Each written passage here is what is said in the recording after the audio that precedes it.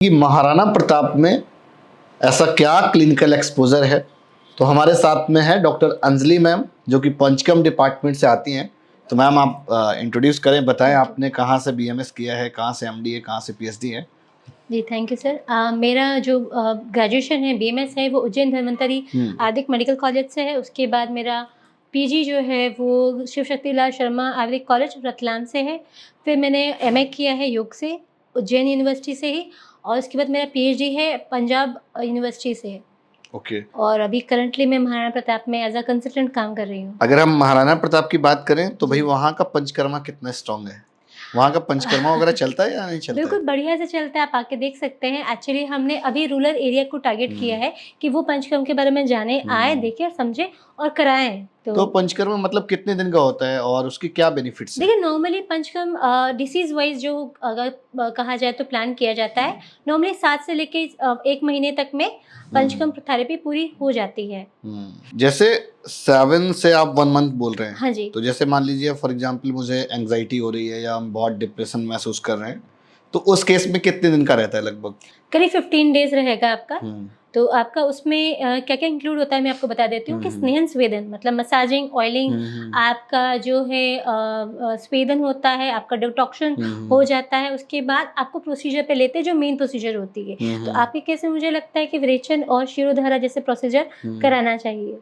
तो शिरोधारा कितनी देर तक चलता है, क्या ड्यूरेशन रहता है जो हम पर लोग डे करते हैं? 45 मिनट का थेरेपी होता है और ऐसा करके करीब 7 से लेके 15 दिन तक में शिरोधारा दिया जाता है। तो उस पे हम लोग क्या मतलब जो लिक्विड रहता है जो गिरता हाँ है जी। उससे मटकी जो टाइप लगा मटकी रहता जो है? रहती है इसको द्रोणी कहा जाता है। हाँ तो हाँ उसमें मेडिसिनल ऑयल हाँ। या मेडिसिनल डिकॉक्शन या काढ़े डाले जाते हैं जो कि जो रोगी है उसके मस्तक में, माथे पे ड्रॉप बाय ड्रॉप जाता है।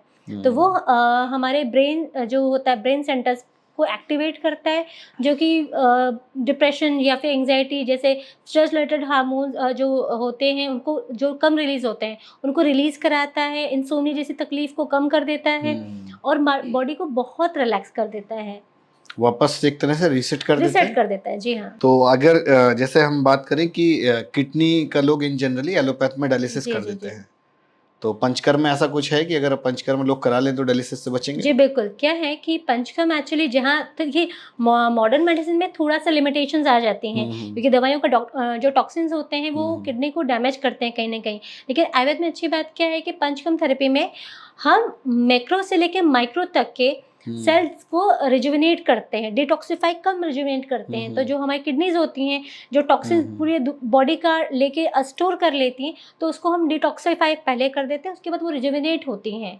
तो एक तरीके से किडनीज़ का फंक्शनिंग हम बहुत अच्छा बेटर कर देते हैं। ओके, तो मतलब एक तरह का हम बोल सकते हैं कि सब्स्टिट्यूट मेथड है कि भाई सब्स्टिट्यूट या प्राइमरी कह सकते हैं। देखिए, इसको एक बहुत अच्छा अल्टरनेटिव कह सकते हैं। अगर आप डायलिसिस पे जाने वाले हैं तो मेरी एक सलाह रहेगी कि उसके पहले आप एक बार पंचकर्म ज़रूर पंचकर्म करा करा लें। के देखें। बिल्कुल। तो पंचकर्म की क्या कॉस्टिंग रहती है लगभग? देखिए, ये बहुत ज़्यादा इकोनॉमी तो नहीं होता है, हाँ। लेकिन फिर भी कॉस्ट इफेक्टिव काफ़ी है एज़ पर। एलोपैथ से तो सस्ता ही हाँ, होगा। बिल्कुल वही। अगर ऑपरेट कराना चाह रहे हैं तो उससे तो बहुत ज़्यादा सस्ता पड़ता है और इफेक्टिव भी है। जैसे बहुत सारे लोगों को ब्रेन डिसऑर्डर हो जाता है, हाँ जी। तो उस केस में पंचकर्म कितना इफेक्टिव होता है? काफ़ी ज़्यादा, क्योंकि एक्चुअली मेरा पीजी का थीसिस भी रहा है मानस रोगों पर या फिर न्यूरोलॉजिकल डिसीजेस के ऊपर, जो साइकोन्यूरोलॉजिकल डिसीजेस होते हैं, लाइक डिप्रेशन है, एंग्जायटी इश्यूज है, बाइपोलर डिसऑर्डर्स है, इंसोम्निया है, स्ट्रेस रिलेटेड डिसऑर्डर्स हैं। तो उसमें जब पंचकर्म किया जाता है तो क्या होता है, बॉडी और माइंड का जो रिदम है उसको बैलेंस कर देता है।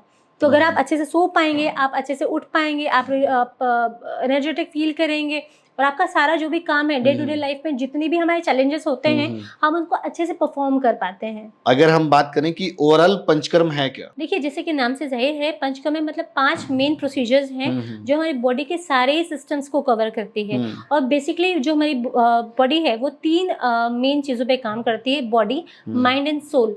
तो ये तीनों कंपोनेंट मिलके एक पूरा होल सिस्टम बनाता है।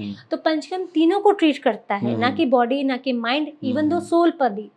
ओके, क्योंकि हमारे इमोशनल बॉडी माइंड और सोल हाँ जी तीनों चीजों को। बिल्कुल। इसके बाद बचा क्या? कुछ नहीं। कुछ बचता नहीं है। बायोलॉजिकल हाँ। सारी एक्टिविटीज होती है, बॉडी कंट्रोल करती है, हम्म, जो न्यूरोलॉजिकल एक्टिविटीज है माइंड कंट्रोल करता है, और जो इमोशनल चीजें हैं, इमोशनल जो हमारी कनेक्टिविटी होती है या साइकोट्रिक जो कनेक्टिविटी होती है, वो हमारा सोल कनेक्ट करता है, सोल ठीक करता है। तो हम ओके। तीनों पे काम करते हैं, तो एक तरीके से हम पूरा एक सिस्टम क्लियर कर देते हैं, उसको अपडेट कर देते हैं एक तरीके से। हाँ जी, मैं बताना चाहूंगी कि आयुर्वेद जो मेनली पंचकर्म है वो इनफर्टिलिटी पे बहुत अच्छा काम करता है।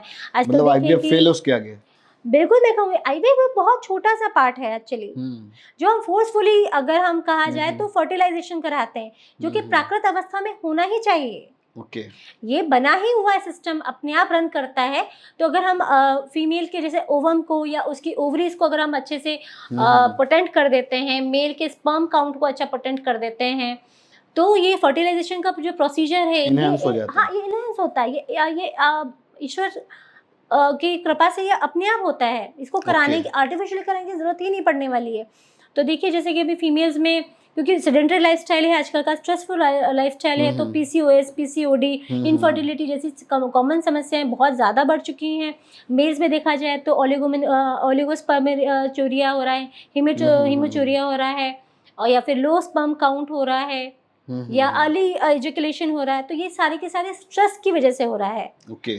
तो जब एक अच्छा कॉमन हमारा लाइफस्टाइल मेंटेन हो जाता है, हमारा अच्छा आहार विहार हो जाता है, हमारा सिस्टम क्लियर हो जाता है मोस्ट इम्पॉर्टेंटली, तो एक अच्छा स्पर्म, हेल्दी स्पर्म बनता है, उसको फर्टिलाइज करने के लिए हेल्दी ओवम भी मिलता है फीमेल बॉडी ओके, में। इट्स मीन कि अगर स्टूडेंट्स आप देखोगे कि भाई आयुर्वेदा सीखना है बढ़िया वाला और खासकर पंचकर्म, तो वो आपको महाराणा प्रताप के अंदर मिलेगा। Thank you so much ma'am, आपसे बात थैंक करके यू। बहुत कुछ अच्छा लगा और होप सो आप सभी भी बहुत कुछ समझ रहे होंगे कि भाई क्लिनिकल एक्सपोजर बड़ा इंपॉर्टेंट होता है आयुर्वेदा की दुनिया में खासकर, क्योंकि बहुत लोगों का मानना ये होता है कि भाई आप डॉक्टर बनोगे लेकिन झोला छाप वाले बन जाओगे।